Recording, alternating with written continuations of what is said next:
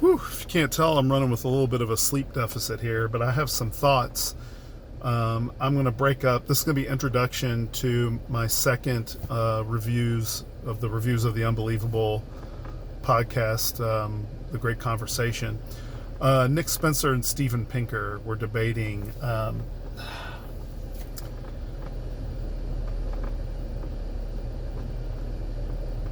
I guess sociology. I don't know. It's kind of broad, and that's not a knock on the debate. It was very good, and Justin Browley was excellent. And the spoiler here is that Nick Spencer. I'm trying to determine how badly Nick Spencer got beat. He was the Christian, but it was pretty bad, in my opinion. Now, to the untrained eye, it would appear that he held his own. He did not hold his own.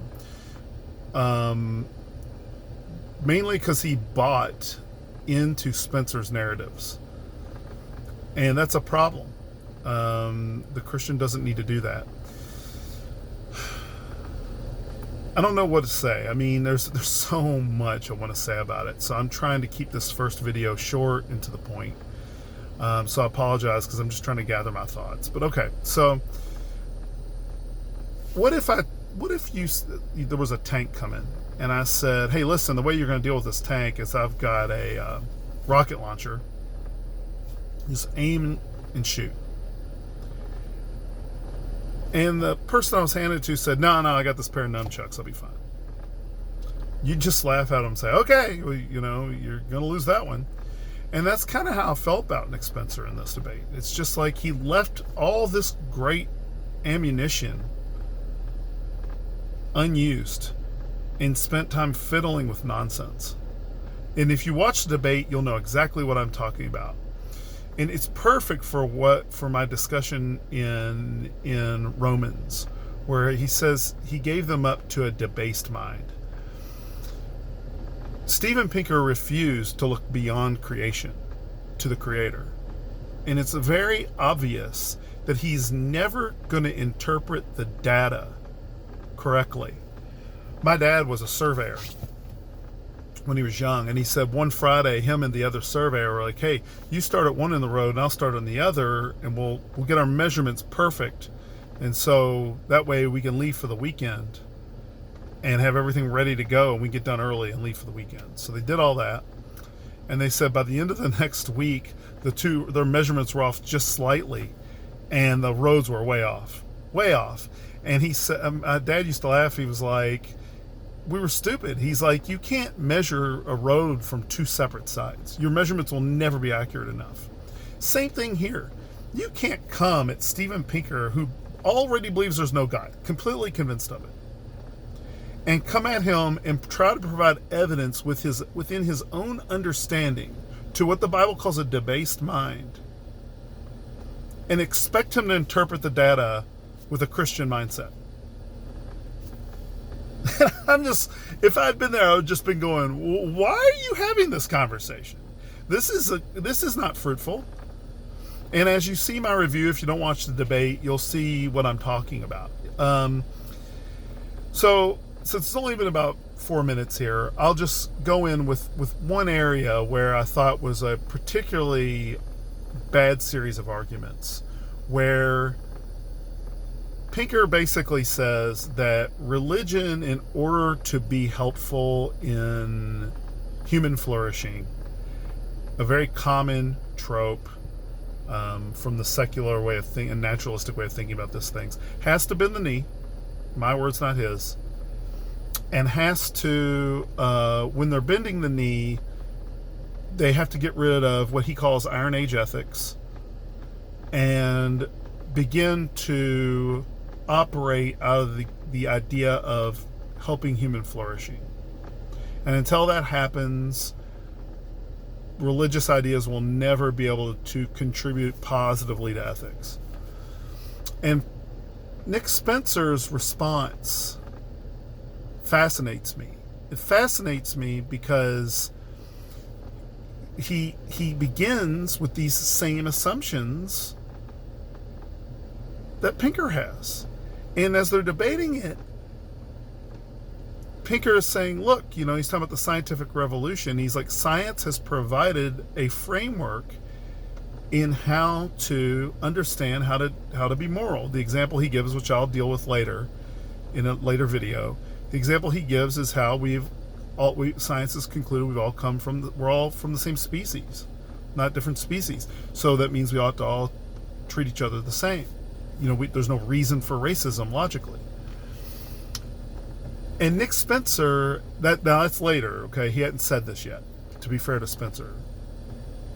What Spencer says is what many Christians say, which is, well, if it wasn't for Christianity, you wouldn't have science.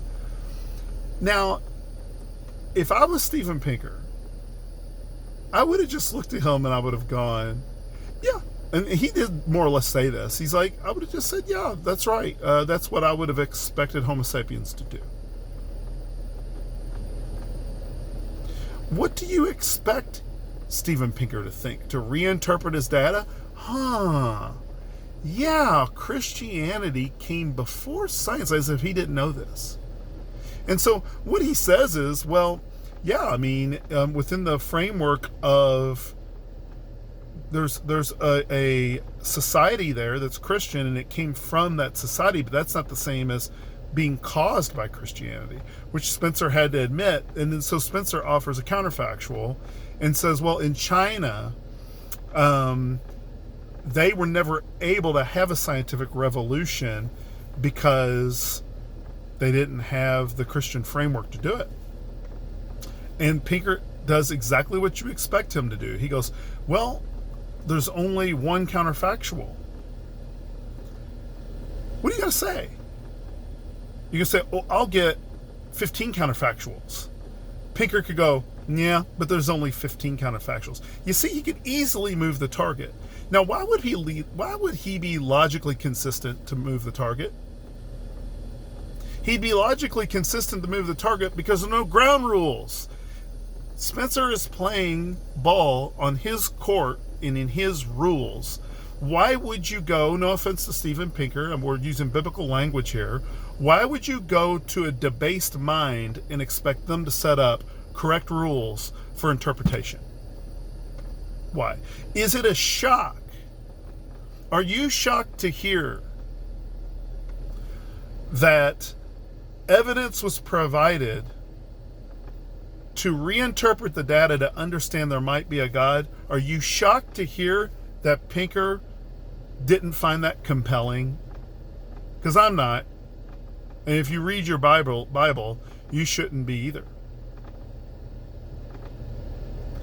One example of Spencer getting destroyed in this debate, in my opinion.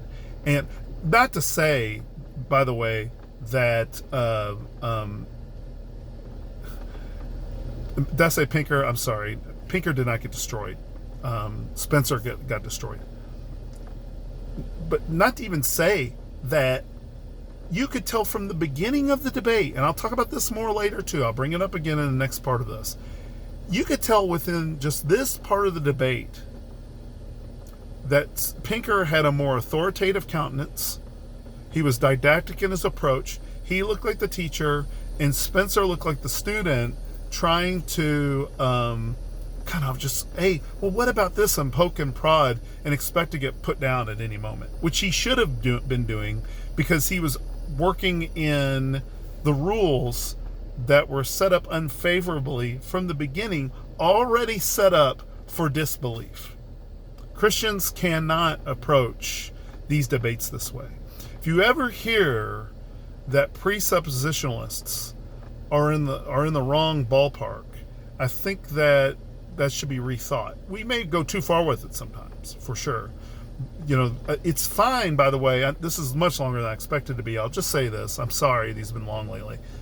It's fine to work within Spencer's framework, in my opinion, as to offer more evidence for your presuppositional frameworks that you're offering and say, look, here's more evidence in your wheelhouse that ought to show you why you should come over to this wheelhouse, not that you would expect him to.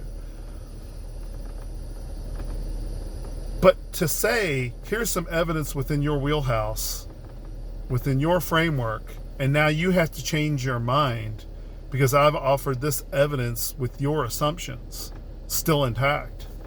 Expect that to change his mind? Not that debates are always about changing minds. Sometimes it's about offering an alternative. But in this case, you've got to actually offer a real fighting alternative.